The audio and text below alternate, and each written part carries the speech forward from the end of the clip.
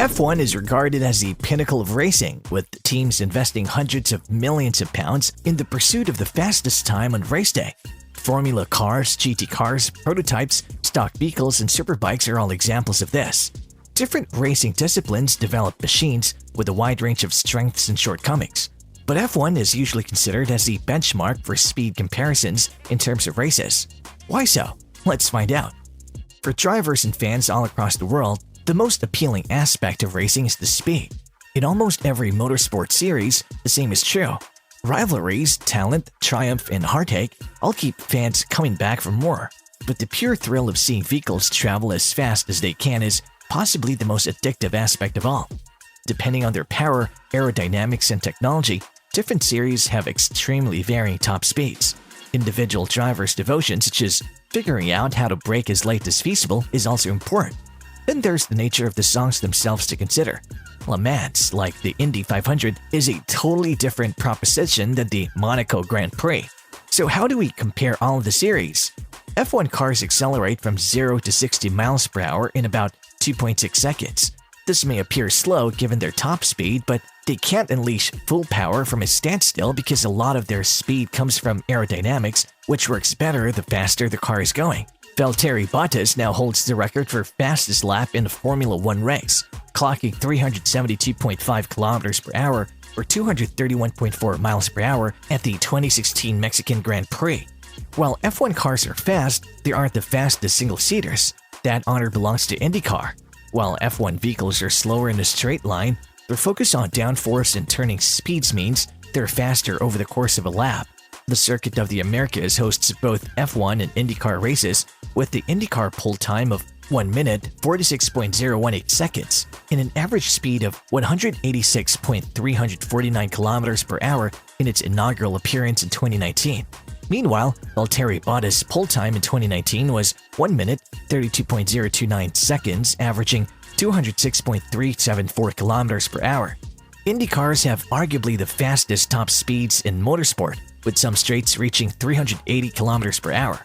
While this is fastest than any F1 car has ever attained, Indy cars take a little longer to reach these speeds. The fastest Indy car speeds are attained on the largest oval speedways, where the vehicles are built up with the latest amount of downforce.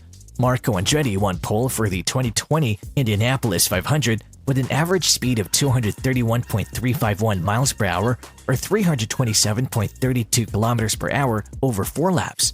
However, this is still a long way off the record.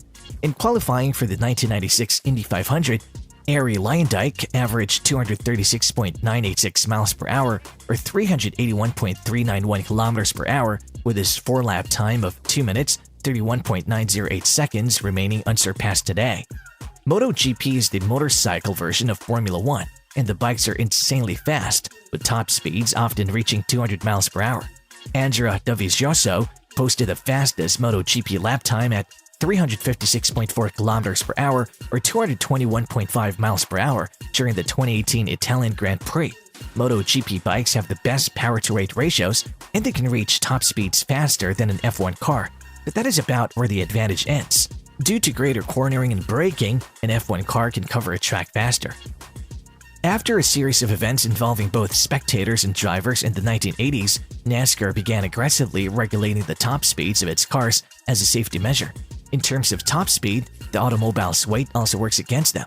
NASCAR's current top speeds are roughly 321 kilometers per hour, considerably slower than F1 and IndyCar. NASCAR also has a slower acceleration time, taking roughly 3.4 seconds to reach 96 kilometers per hour. F2 cars were 10 to 15 seconds slower than F1 cars on average. In the 2020 Spanish Grand Prix, Lewis Hamilton won pole with a time of 1 minute 15.584 seconds, while Callum Ilott set a new F2 record with a time of 1 minute 28.381 seconds. When the two disciplines are compared on the same track and in this example on the same weekend, the distance between them becomes evident.